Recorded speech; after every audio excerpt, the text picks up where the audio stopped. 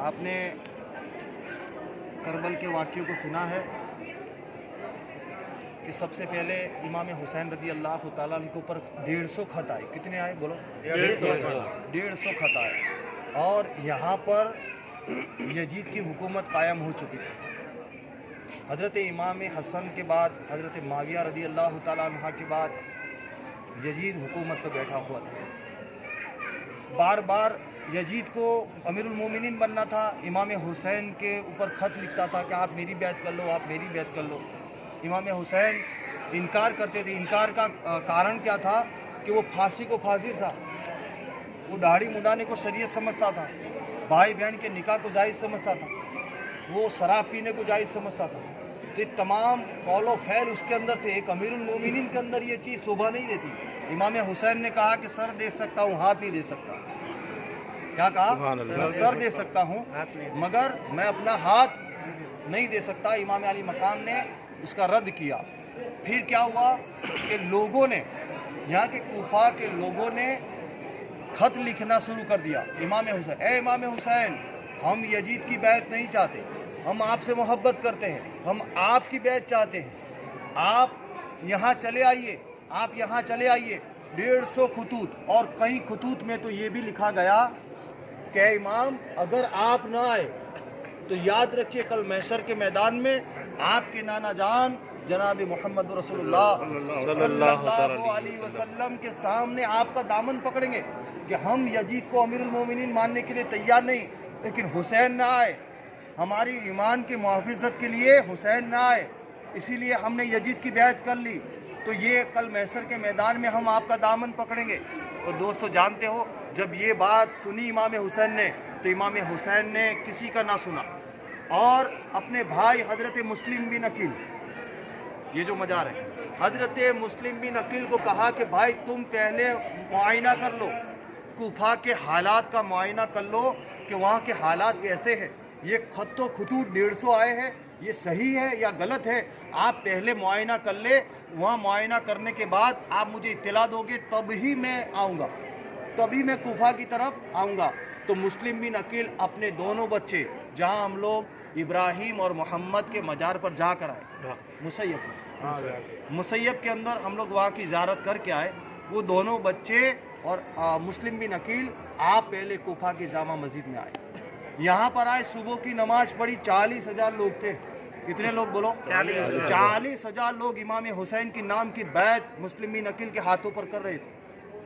تو مسلم بن عقیل کو یقین ہو گیا کہ یقیناً پورا کوفہ ہمارے ساتھ، پورے لوگ ہمارے ساتھ ہیں، ہمارا انتظار کرتے ہیں، اہل بیت کی محبت ہے ان کے اندر. تو آپ نے قاصد کو نکال دیا. اس وقت کیا ہوتا تھا، قاصد چلا جاتا، گھوڑے سواری تھی، فون تو تھے نہیں، تو گھوڑے سوار کو تیار کیا اور ایک خط لکھ دیا کہ حسین یہاں کے حالات بالکل صحیح ہے، یہاں کے حالات یزید کے خلاف ہے، یہاں کے خلاف ہمارے لیے ہے، ہم سے محبت کرتے ہیں، اہل بیت سے محبت کرتے ہیں. حسین آپ کے ہاتھ میں ہاتھ دینا چاہتے ہیں، آپ چلے آئیے. بس قاصد نکل گیا، گھوڑے سوار سے خط لے کے قاصد مدینہ کی طرف روانہ ہو گیا، جہاں آج بھی لگ بھگ 1500-1700 کلومیٹر کا فاصلہ ہے. تو وہ قاصد نکل گیا. اب ادھر کیا ہوا، ظہر کی نماز ہوئی تو آدھے لوگ غائب.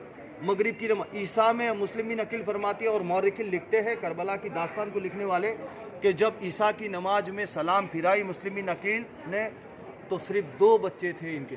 کتنے بچے تھے ان کے؟ صرف 2. پورا کوفہ ان کے کوفی لا یوفی، یہ بے وفائی کا گھر ہے، گڑھ ہے، یہ بے وفائی کا گڑھ ہے. سب نے منہ پھیر لیا، یزید کے ڈر سے سب نے منہ پھیر لیا. اور حضرت مسلم بن عقیل اتنا گھبرائے کہ میں نے حسین کو کہہ دیا کہ یہاں کے حالات صحیح ہے، بھائی آپ چلے آئیے، اب کیا ہوگا. اللہ اکبر. قاصد نکل گیا ایک خط کو لے کر اور امام حسین کو کہہ دیا کہ یہاں کے حالات صحیح ہے. اب کوفہ والوں نے اتنی بے وفائی کی، اتنی بے وفائی کی کہ آپ کے بچے ادھر ادھر ہو گئے. کوفہ میں آپ کو کوئی پناہ گاہ دینے کے لیے تیار نہیں. آپ ہر گھر میں جاتے لیکن ہر گھر کا دروازہ مسلم بن عقیل کے لیے بند کر دیا جاتا. اللہ اکبر، اللہ اکبر. لیکن آپ کے 2 بچے ایک عورت کے گھر ٹھہرے جو محب اہل بیت تھی، جس کا نام ہانی بن عروہ تھا. کیا تھا؟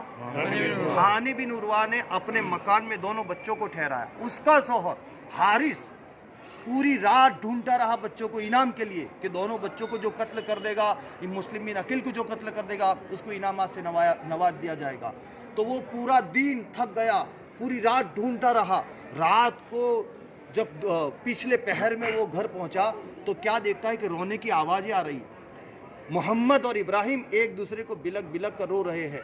मैं वाक़या बहुत तवील नहीं करता, मैं आपको शॉर्ट में समझा देता हूँ कि जब वो उसने बच्चों को देख लिया तो बच्चों के दोनों बालों को पकड़कर नहर फुरात के ऊपर ले गया और उसकी बीवी उर्वा बिन हानी बिन उर्वा ने कहा कि ये अहले बैत के बच्चे हैं, ये सैयदों के बच्चे हैं, अगर इनके हाथों, इनके खून से हाथ ना रंग लिए जाए वरना जहन्नम वाजिब हो जाएगी। लेकिन वो इनाम की लालच के अंदर वो हारिस दोनों बच्चों को ले गया, लेकिन पहली अपनी बीवी ने उसके कदम को पकड़ लिया कि मैं तुझे कत्ल नहीं करने दूंगी, तो उसने अपनी पहली बीवी को कत्ल कर दिया। किसको? हानी बिन उर्वा को हारिस ने कत्ल कर दिया। तो अल्हम्दुलिल्लाह जो सामने मजार है वो हानी बिन उर्वा का मजार है। कह दो सुभान अल्लाह। बराबर, ये हानी बिन उर्वा का मज़ार है जिन्होंने इब्राहिम और मोहम्मद को पनाह दी थी और उनको बचाने के लिए हारिस के कदम को भी पकड़ लिया था। तो अल्हम्दुलिल्लाह हम हानी बिन उर्वा का भी वहाँ ज़ियारत करेंगे। और उसके बाद आपको भी शहीद कर दिया, आपको जकड़ लिया गया। इसके मुस्लिम बिन अकील को कूफियों ने, यजीदियों ने जकड़ लिया गया और आपको भी शहादत का जाम नोश फरमा दिया गया। तो ये मुस्लिम बिन अकील रज़ी अल्लाह तआला अन्हु का मजार है और ये हानी बिन उर्वा का मजार है। पहले मुस्लिम बिन अकील के बाद